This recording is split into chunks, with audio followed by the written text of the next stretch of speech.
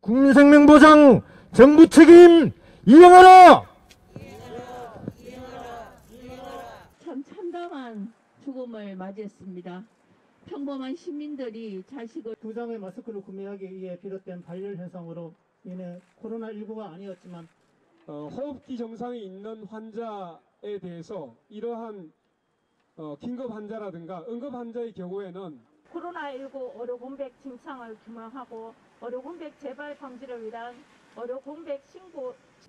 유해배 사건에서 부모와 국민의 일원으로서 정부와 병원의 지침을 준수했지만 유해배는 억울한 죽음을 당했습니다. 부모로서 아무것도 할 수 없었던 상황 속에서 극한의 아픔을 겪을 수밖에 없었던 것은 바로 민간 의료 위주로 구성되어 영리를 우선시하는 의료체계의 불합리한 구조와 머리로 수익 창출과 자신의 보신에만 관심 있는 탁상 관료 행정이 주 원인임을 알 수 있었습니다.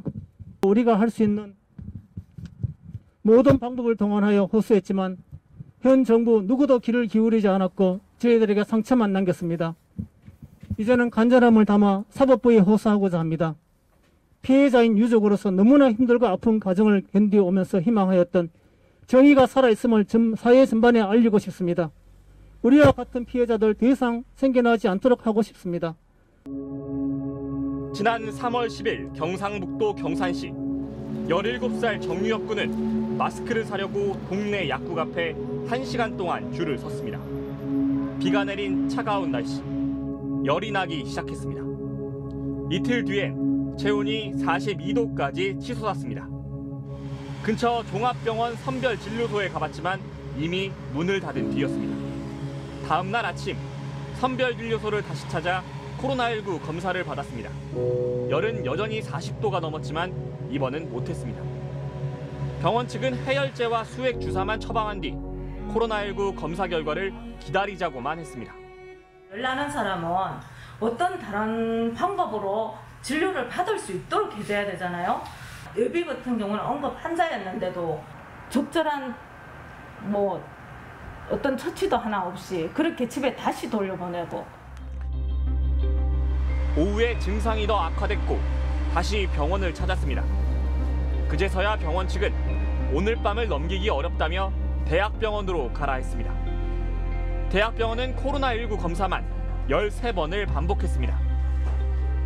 닷새 뒤 유엽 군은 숨졌습니다. 최종 사인은 급성 폐렴이었습니다. 멀쩡한 애가 기저질환이 있던 것도 아니고 젊은 학생이었어요. 학생인 그리 있는 애가 갑자기 길거리에서 죽어갔는데 병원 책임이 아니면 그러면 누가 책임이에요? 우리 보고 저라면 우리가 질 거예요. 이런 사태가 이렇게 돼 있는데 그러면 국가에서 나서서 진상을 알아봐야 될 거 아닙니까? 대구 경북 지역은 2월 말부터 사실상 의료 마비 상태였습니다. 급증하는 코로나19 확진자를 수용하고 치료할 병상과 의료 인력이 절대적으로 부족한 실정입니다.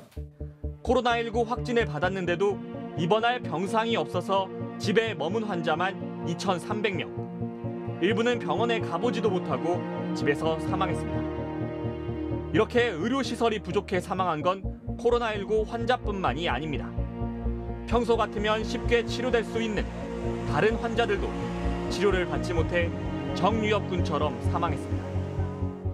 서울대병원 공공보건의료사업단의 분석 결과 3월 한 달 대구의 초과 사망자는 187명.